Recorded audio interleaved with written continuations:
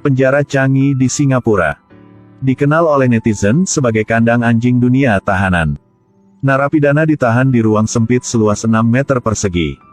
Satu kamar tidur dan satu kamar mandi yang hanya dipisahkan oleh setengah dinding. Kecuali jendela berjeruji, toilet jongkok, dan pancuran. Tidak ada lagi yang ditemukan di ruangan itu. Bahkan tidak ada tempat tidur. Hanya 4 dinding standar. Pintu sel memiliki 3 bukaan, yang juga merupakan bukaan terbesar dan area pengamatan polisi. Setiap gerakan tahanan dapat dilihat secara sekilas. Celah di tengah, tempat para tahanan diborgol sebelum keluar. Pembukaan di ujung adalah area kepala.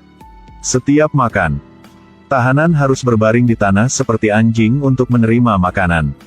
Pengawasan 360 derajat di penjara. Setiap kamar standar dengan 2 kamera.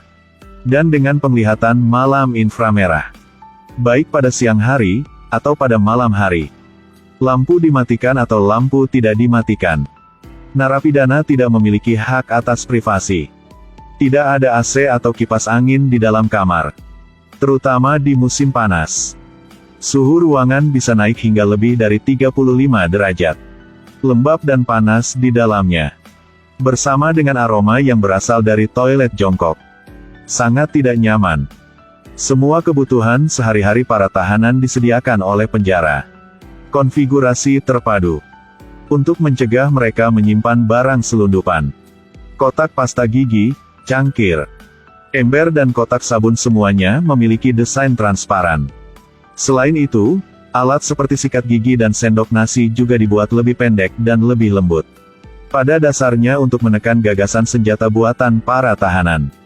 Penjara tidak menyediakan bantal dan tempat tidur. Hanya 2 selimut tipis dan tikar jerami kasar yang bisa digunakan untuk tidur. Tidur di lantai. Hari-hari berlalu, hari-hari baik berlalu dengan baik. Sipir penjara memiliki persyaratan ketat untuk perabotan di dalam sel. Manual yang dipasang di pintu ini adalah 90 peraturan. Misalnya, tidak lebih dari 3 kait di dinding. Kebutuhan sehari-hari perlu diatur dengan tertib. Tidak ada coretan di dinding. Celah di jeruji pintu diisi dengan barang-barang, perilaku poin harian terkait dengan poin. Dan mengikat perangkat dan sistem seluler di tangan sipir. Jika mereka di bawah skor tertentu mereka akan berpuasa. Hukumannya berupa penahanan atau perpanjangan hukuman. Ruang detensi akan menyalakan lampu secara bersamaan. Narapidana dibangunkan dengan musik yang penuh gairah. Mereka memiliki 1,5 jam waktu untuk mandi, toilet dan membersihkan diri sebagai mata pelajaran wajib setiap hari. Penjara memiliki persyaratan kebersihan yang tinggi. Sehingga selain membersihkan diri, narapidana juga menggunakan handuk untuk menggosok lantai dan dinding dengan sabun. Bahkan pelat stainless steel di lubang jongkok harus bersih mengkilap. Pukul 7.30 adalah waktu bagi mereka untuk check-in setiap pagi. Sipir akan memeriksa keamanan tahanan melalui gerbang pengamatan di atas pintu. Setelah mengkonfirmasi, sipir memberi si tahanan pisau cukur. Tetapi akan kembali dalam 10 menit untuk mengambilnya kembali. Setelah pemeriksaan pagi, ketika tiba waktunya untuk sarapan para narapidana, sipir akan membuka lubang atas di bawah untuk memberikan makanan kepada mereka satu persatu. Narapidana akan berbaring di tanah dan menggelengkan kepalanya. Alhasil, sarapan mulai bisa dinikmati. Sarapan sangat kaya.